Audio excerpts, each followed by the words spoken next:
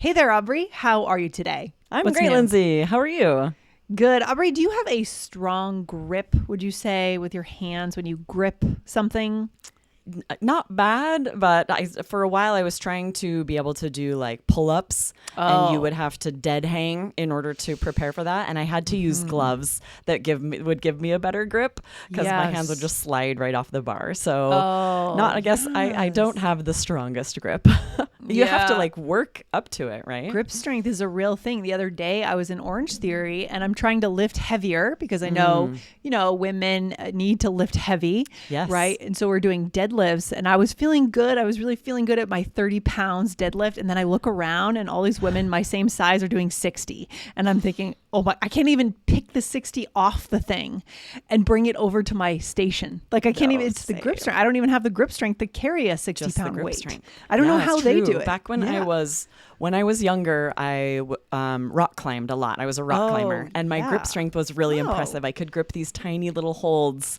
Not anymore. I Interesting. tried to I go didn't know not that long you ago. were a rock climber Yeah, before. I did. I did it a lot. In fact, when I met my partner, he was working at a rock climbing gym. Really? So yeah, we both were climbing a lot, but now it's crazy that if you don't keep it up, if you're not climbing a lot, that grip strength just goes Yes. away. Yeah, that's probably the one sport where you need it the most, the dexterity and also with toes too, because you kind of Yes. grab on with your feet. Very interesting. Well, you have to share Absolutely. more with your rock Yeah. climbing past with us here on I the miss show it. then. I need to go. I should get back into it. Rock climbing is huge here in Colorado. There are so many Yes. people that are into it, and I guess Arizona too, right? Yes, absolutely. This is really interesting. We got a question about the difference between grip and grasp. Yes. And it's interesting because these are so similar, they're related, and both of these are used both literally and figuratively, idiomatically. So we're going to dive into both today. Yeah, and this question comes from Mateos. He's a longtime listener. We've seen many questions from this listener, and we appreciate the nuance of the question because it's going to make a great episode. So Absolutely, yes. here's Mateos's letter. Hey there, hope you're all good. I have a question. Is there a difference between grip and grasp? And could you give me some examples on how to use lose grip? Thanks in advance. Love the show as always, Mateos. Oh, Yes. so nice. So nice, and always such a great question. So shout out to Mateus. Thank you for all of the amazing questions. Yep. Guys, if you haven't ever sent in a question to us, you can email them to support@allearsenglish.com. You can leave them in your review in Spotify or Apple Podcasts, or you could leave them in a YouTube comment. We love your questions. Yep, we will find that question, and if it's a good one, like this one, we'll answer it on the show. So the other Absolutely. thing that you want to do right now is hit the follow button. That helps to make sure we show up in your queue every morning for daily English learning with All Ears English, right? Make it a habit. Make Absolutely. it fun. Yeah. Yes, so many of our listeners let us know, like, I listen every day. That's the Yes. best. What a great habit to be in. It's so good. It's so good. So go ahead and hit that follow button now. All right. So let's answer this question. What's our approach today in this episode? Yes, we're first going to share the literal meaning for each of these, right? So Okay. first, grip. And what's tricky is, grip is used as both a noun and a verb. So it has a similar meaning to hold firmly. As a verb, you might say the teen driver gripped the steering wheel tightly. Often Yeah. this is used as a verb to say that you're grabbing it tightly. Another way to say that is grip it tightly. Yeah, and a bonus, I guess, idiom or expression is kind of white knuckling something. I think that's where this Yes. comes from, right? Are you Yeah, white yep, knuckling? exactly. Whether it's driving, I guess your first time driving, you probably experienced this with your kids. Maybe they're white Absolutely. knuckling this because the blood rushes out of your knuckles, right? I'm But you white could also- knuckling my phone while they're driving because I'm so panicked. I'm sure you are. I can't imagine. Oh my gosh. Or you could be white knuckling a lot of things, just like an experience, right? That's kind of unpleasant and you're not sure if you'll get through it. So Exactly. It just means you're nervous, you're stressed out. We literally, like, our knuckles turn white when we're gripping something really difficult or really hard. And then it also just means that you're really nervous about something. yeah, love that. So that just comes from there. It's a bonus for today. Let's keep going, Aubrey. Yeah, this is also used as a noun. You might say she has a strong grip. Like Lindsay was saying, I don't have a strong enough grip for that 60-pound weight. And so here Yeah. it's a noun to just mean the thing, the grip that you have. Yes. And what about grasp? How is that different, literally speaking? Yeah, so with its literal meaning, grasp is only used as a verb with the meaning of to grab and hold. So for example, I tried to grasp the bar but fell. If you're trying to do a Right. dead hang, you're trying to grasp the bar and you can't get it and you fall. Yeah, I feel like grab is in this episode could have been about grip, grab, and grasp, right? Because true. grab is in there too, is right in there. Yeah, grab Reaching is for very something. interchangeable with grasp. All of these times we say, I tried to grab the bar. You know, she grasped his hand as they entered the room. You could say grab. She grabbed his hand as they entered the Sure, room. you can. Yeah, but today we're just focusing on these two, but it just belongs in this mix, I think, that word. Yeah, so she grabbed his hand. Love it. Yeah. What about figurative meanings of these words? This is what really makes these words interesting and more difficult to understand because they both have figurative meanings. And, you know, grip is used to talk about the control something has over someone or something. And then grasp is all about understanding. If you grasp something, you understand it. Oh, okay. This is where it becomes interesting, right? It's what our Exactly. listeners can use these metaphorically. Exactly. So, for example, grip, you might say her fear of failure has a strong grip on her. It means it has a strong control over her. Yep. You could also say that a memory has a grip on you, right? It's something you can't get out of your head and it influences things you do in the future. Exactly. Yes. Anything that you relationship. feel like it's controlling. Oh, yeah. A relationship. Sometimes we'll say that person has a strong grip on this other person. And we feel like they're controlling them a little bit. Interesting. And then grasp, again, like you said, Aubrey, understanding or comprehension. Totally different, right? Completely different. So she has a good grasp of physics. She has a grasp of the basics of XYZ, whatever it is. Yeah, you might say someone has a really good grasp of the soft skills, right? All of these skills we need at work that we might not have learned in college that are more part of our personality. Yeah, they definitely don't teach the soft skills in college, that's for sure. They probably They should. didn't when I went. I don't know. They probably But what's should. interesting here is you see here, grasp is used as a noun. She has a good grasp of physics. It means she has a good understanding of physics. So the good news is whenever you see grasp used as a noun, you know it's the idiomatic, the figurative meaning, because the literal meaning is only a verb, meaning to grab. Right, exactly. Then there are kind of some sayings that we probably should know if we're functioning in English. So for example, lose grip on, you might lose your grip on your sanity or your state mental of health. mind. Yeah, so Matthias asked specifically, like, how do I use lose grip? And this is a chunk that we use with specific things. But what's interesting is these all have slightly different meanings, right? So, and whether you're literally losing grip on sanity, or we will use this idiomatically as well. If you're just like, my kids are driving me crazy, I'm losing my grip. I'm losing my grip on sanity. But often we'll just say that shortened version, I'm losing my grip. And we know that's what it means. It's like, I'm going crazy. And that really ties in. I think we should skip ahead to number 4 and then we'll come back to 2 and 3. Okay, let's do that. Because I was going to say it and then I saw it on our list here, right? Perfect. To losing your grip on reality. You start to become mentally unstable, delusional, or kind of disconnected from what's real for whatever reason. Maybe you're on drugs. Maybe you haven't slept, like you're catatonic. You haven't slept. Maybe you've been working too much, right?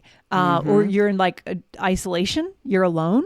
Right? Exactly. And we have seen studies about this with the younger generation, how much time they're spending not socializing, maybe online education, playing video games. You can lose your grip on reality. There are certainly things that have happened where, like crimes, where it turns out someone had totally lost grip on reality. Yes. I mean, most of the time that's what ends up like being in the research that they find. Exactly. When the dust settles, right? So those two kind of go together, lose grip on reality and lose your grip on your sanity. I tend to hear lose my grip on reality more often. That's what I tend to hear. Yeah. Yes. Same. What about emotions? Can we lose that too? Yeah, you can lose grip on emotions. This would mean you're losing your composure, right? You're less composed. So you're becoming emotionally overwhelmed, maybe unable to stay calm.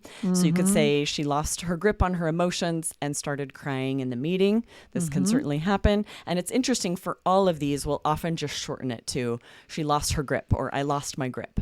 Yes. We also have the phrase get a grip, which we used to say a lot in the 80s, I think. Right? And we do still hear this sometimes. So it kind of means like regain composure, right? Get it together. Get a grip. Get a grip, right? I feel like I don't hear it as much anymore, but you would say that to someone you're close to if they're kind of losing it in any of these ways, right? You know, or maybe your kid would say it to you if you're like chaotic and messing up the schedule or something. Get a grip, mom, right? Right. Something Or we like might say it to be funny, like, okay, get a grip, right? Yeah, if we're get a like grip. light, trying to be light about a situation. Yep. And then one more? What's the other one? Yeah. Lastly, to lose grip on a situation. So this is like to lose the ability to manage or control events. We use this more at work. You might say the manager lost her grip on the project after key staff quit. Yes, you kind of the foundation kind of gets disturbed, right? So these are all really good ones. I mean, they're not super common, but they are out there and we use them. So we need to know them. Right? Yeah, and it's really interesting how for most of these, when you hear them, regardless of what the context is and what someone actually means, they're probably just going to say lose grip without the on emotions, on a situation. She'll be like, I'm losing my grip. She's losing her grip. And the rest sort of is implied. Yes, love it. Okay, Aubrey, we're back with a role play. We know that our listeners love our signature role plays. So there you go. We're rock climbing, either in Arizona or Colorado. So this would be flipped, though. You would be more experienced. I've really never. I've done it once. So this is fiction. We're having Lindsay be the experienced rock climber, and I'm the beginner. Yeah, I've only done it, I think, once at a climbing gym, and I couldn't even go very high. I was kind of freaked out. You have to really train and climb a lot before you can. It's one of those things that you just can't expect to be good at right away. Yeah. So if we don't stick to it, then it's impossible, right? It takes a long time. Yeah, it's a tough sport. It is tough. Yeah, for sure. Okay, your grip is everything here. Try to keep your hands relaxed but firm. Easy for you to say, I cannot grasp how you're hanging sideways like that. Don't overthink it. Grasp that blue hold and get a solid grip. Then just trust your legs. This is so hard. I feel like I'm losing my grip, both literally and figuratively. Yeah, rock climbing must be a real mental trip. I mean, I thought tennis was a mental game. Rock climbing must be a real mental game. It is, especially when you're climbing outside. So in a gym, you have padded floors. Yeah. It's not but then when you transition to climbing outside, especially if you're lead climbing, where you're not locked in anywhere, you're just climbing until you get to that first hold, and if you fall you could be seriously injured. That really is a mental, you can't let yourself panic, you just have to stay calm, and that is kind of mind over matter, but also very exhilarating. I think it is probably really exhilarating. It's, for a sure. lot of adrenaline for sure. It's for adrenaline junkies, especially when you get really high, but of course by then you're clipped in. There are clips where you're clipping a lot, so that if you fall you would only fall so far. Right. If you're climbing like Devil's Tower or something, you're going to be clipped in. Clipped in. Absolutely. Yeah. There are people who free climb. It's crazy, like higher than they should. But then sometimes, that can be fatal. It's very dangerous. Yeah. There's that guy, Alex Honnold. I remember we talked about his documentary a few times on the show where he free climbs. What do you call it? Free solo or something? Free solos. That's so scary. I could never. Really scary. All right. A glimpse into another sport, right? Here we go. Exactly. So let's just go through this. So I said, okay, your grip is everything here. That means how well you are grasping exactly the item that you need to grab onto. Geez, there you go. It's interesting. I think the main difference between grasp and grasp means to grab and hold, whereas grab is just grab it. You know? So here I could have said, I cannot. No, that's the other one. Grasp. You say grasp that blue hold and get a solid grip. You could say grab. You could say grab that blue hold. But where you're meaning to say grab it and then hold on, it does make sense to say grasp it. Yes, I agree for sure. And then I said, I cannot grasp how you're hanging sideways. So am I talking about the physical meaning here? No, right? This is the idiomatic one. I can't understand how you're doing it. How, I can't comprehend it. Yes. All right. What else, Aubrey? And then you said grasp that blue hold and get a solid grip. So here it's the noun, right? It's just tricky because it can be a verb, grip that, or a solid grip as a noun. And then I said, this is so hard. You said, I feel like I'm losing my grip, both literally and figuratively. So now we're using it in every way, every sense of the word. And we will do this sometimes. Sometimes we'll say something and then we'll realize, that also has a literal meaning or figurative, right? I'm saying I'm losing control. I'm kind of freaking out. I'm losing my grip. Yeah. And then I say literally, because I'm actually literally physically losing my grip as well. Yeah. We might say, we might remark and just say we mean that in both ways, or we might say in every sense of the word. Yeah, we say that too, right? In every sense of the way, or that's interesting. Of the word. Good episode today. I learned a lot about rock climbing, so that's good. Any other takeaway for our listeners? Yeah, words like grip and grasp can be really tricky because they are similar, but they're used slightly differently, especially when they have both literal and idiomatic meanings. So today's hip tips, I think, will help you be able to use both meanings, literal and figurative meanings, confidently. Awesome. Love it. Good stuff. Guys, hit the follow button if you love our style, which is to bring everything back to the connection moment. Ultimately, it's not the language. It's the human connection you build with the language. The language is just the tool. Okay. So keep that in mind when you hit follow. If that's for you, join us 5 days a week here on the show. All right. Yes. Awesome. I will see you next time, Lindsay. All right. Take care. Talk soon. Bye. Bye.